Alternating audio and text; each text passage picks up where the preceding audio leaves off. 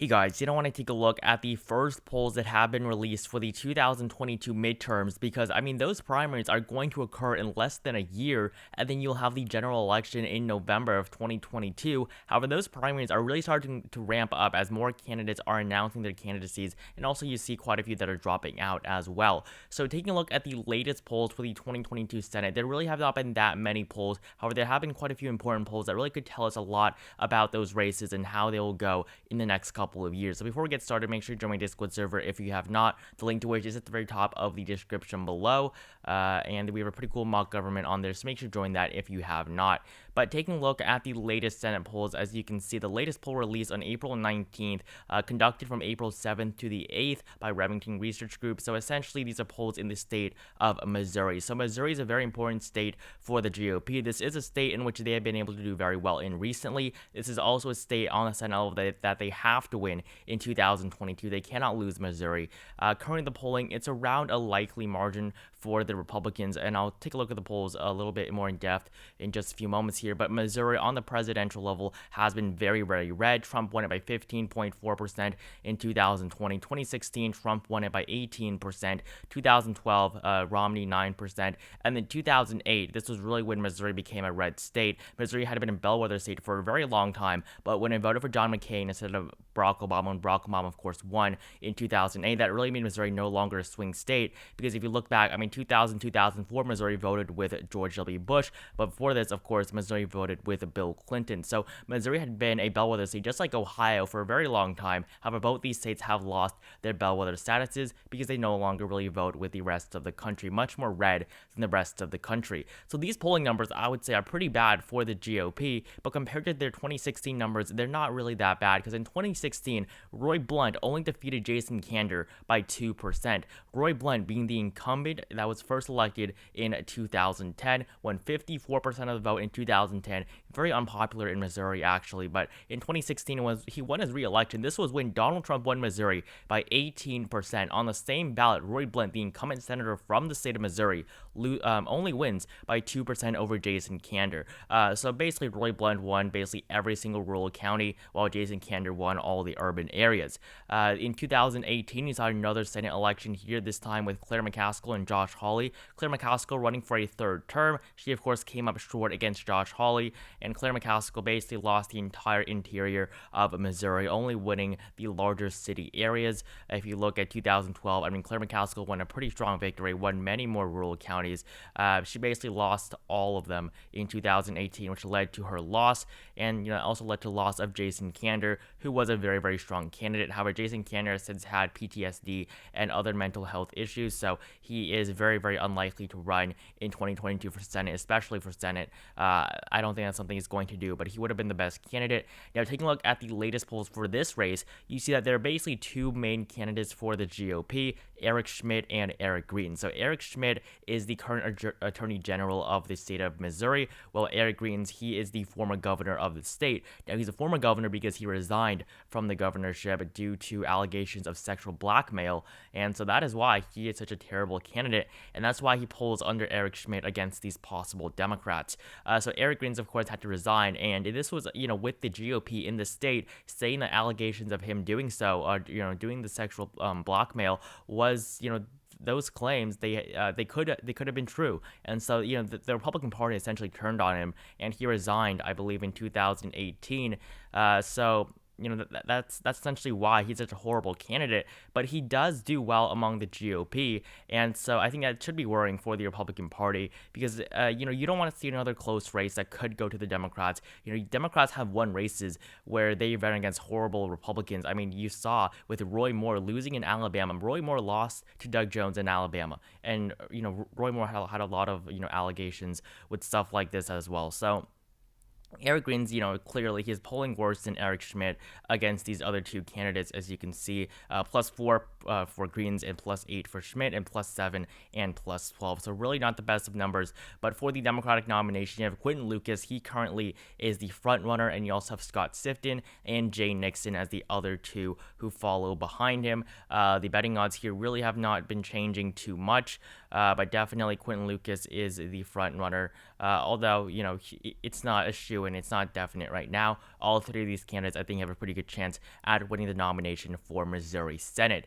Now, the next polls I want to take a look at, this is between Tom Nelson and Ron Johnson. What's really interesting is that Tom Nelson is not one of the front runners in this race. So in the Wisconsin Senate race, it's pretty interesting because Ron Johnson has to announce that he is not going to run. Currently, people don't know what he's going to do. He won his re-election in 2016 by a pretty comfortable margin, I would say.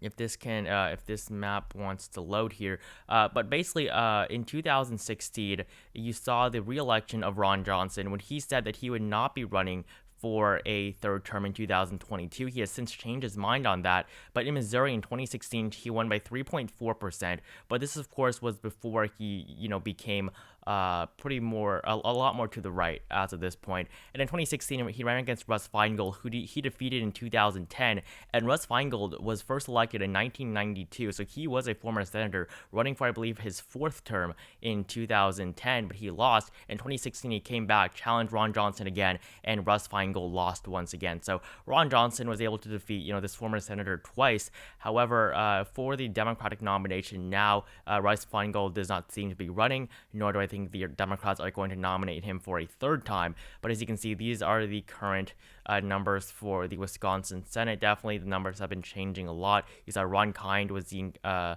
leader for quite a long time, so lots of ups and downs here in the state of Wisconsin, but Tom Nelson has consistently been in fourth place, so it's interesting that they pulled him against Ron Johnson, but he does, beat Ron Johnson by 4 points, which I do think is pretty interesting. This is a poll from 2020.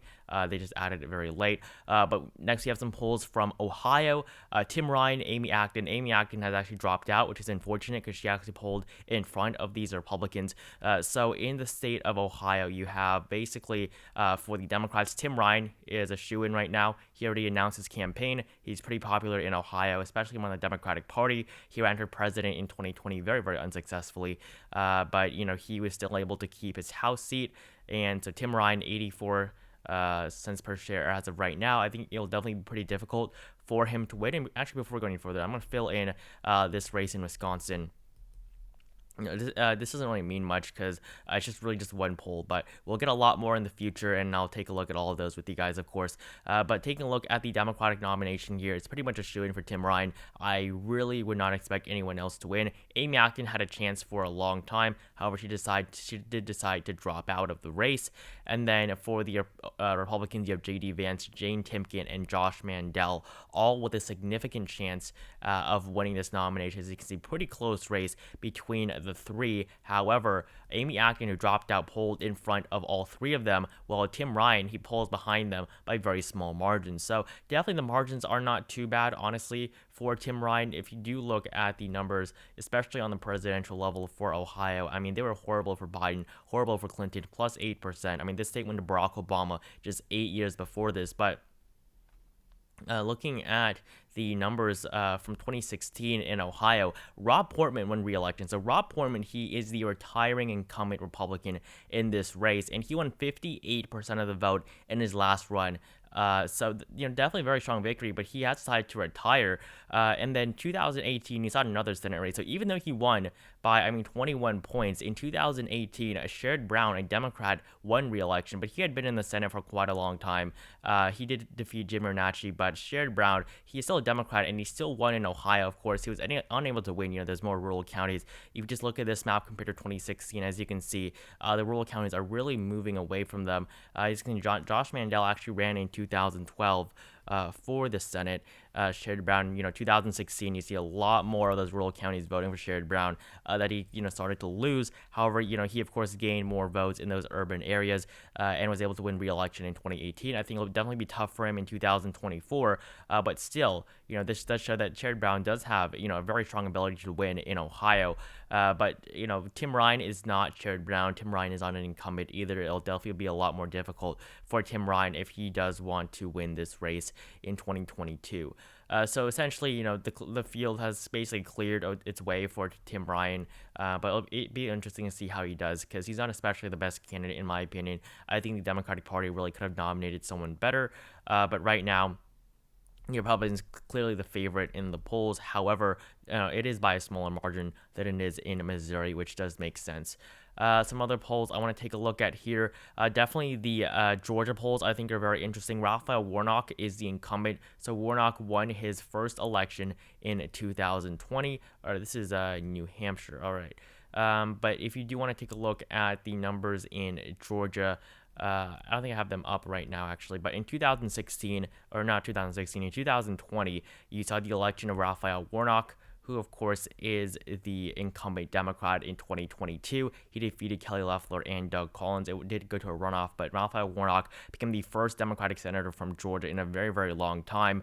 2016, you saw Johnny Isakson win. He was a Republican, but he retired due to health issues. He won 54% of the vote. 2020, of course, not as strong for the Democrat, but still a historic flip for Raphael Warnock. And right now, the Republican frontrunner for this race, if I can go and find it, is Herschel Walker. So Herschel Walker is the candidate that Trump wants to run, as you can see, 42 cents per share. He is a flawed candidate. He definitely does have a lot of flaws, especially with him and his mental health battle. But 42 cents per share right now for Herschel Walker. You see Kelly Loeffler and all those other candidates. So Herschel Walker is a clear frontrunner, but that definitely doesn't mean that he's just going to win the nomination.